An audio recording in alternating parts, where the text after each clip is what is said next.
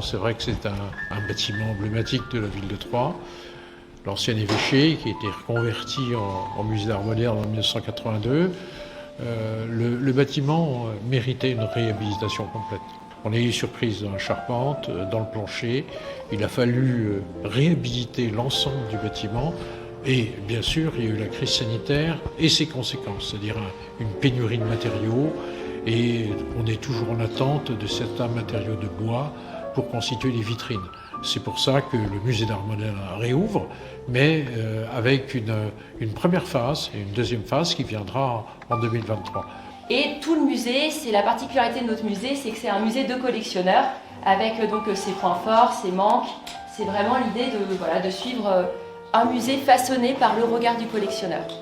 Donc le jardin a été totalement repensé pour faire allusion à l'ancien jardin de l'évêché, voilà, avec l'ancien potager. Il a été totalement revu et également toutes les vivaces ont été pensées pour que les couleurs rappellent les tableaux fauves de Marino ou les verreries également de Marino ou toutes les collections fauves aussi d'André Derain. Donc toutes les sculptures qu'on peut voir ont été rescénarisées dans la verdure. L'idée, c'est que ce jardin, il soit à la fois ouvert à tous, aux horaires d'ouverture du musée, d'en faire un lieu public, que les habitants du quartier puissent se le réapproprier. Et également, il vient clore notre parcours de sculpture avec une ouverture sur l'art contemporain. On retrouve donc nos anciennes sculptures rescénarisées et également 4 nouveautés, 4 dépôts du CNAP, du Centre national des arts plastiques, qui viennent apporter couleurs, d'autres matériaux, voilà, un peu de poésie, un peu d'humour.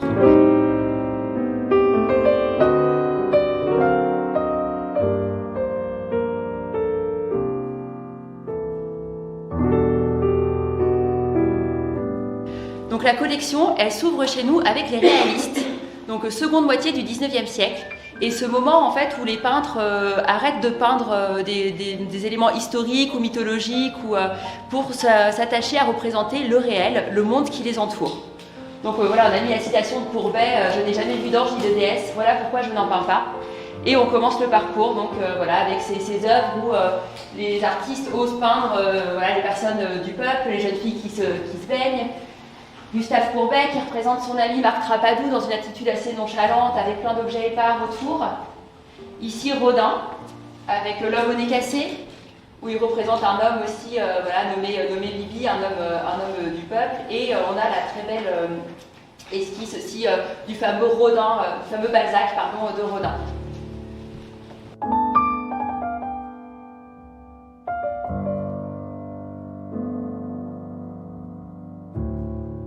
C'est vrai que c'était très cloisonné avant. On a décloisonné aussi pour avoir aussi toute cette perspective qu'on peut voir avec toutes les couleurs des cimaises qui s'enchaînent. Une des particularités de la collection de Pierre et Denise Lévy, c'est d'avoir également collectionné les arts extra-occidentaux. Avant la rénovation, ces collections d'Afrique et d'Océanie, elles étaient présentées de façon plutôt ethnographique, par région. La nouveauté, c'est que maintenant, on les présente par collection. C'est une collection de collectionneurs et c'est vraiment l'aspect esthétique qui prime. Les objets, ils sont sortis de leur usage premier pour devenir vraiment des œuvres d'art esthétiques qui vont avoir un impact très fort sur l'art moderne et notamment sur le cubisme.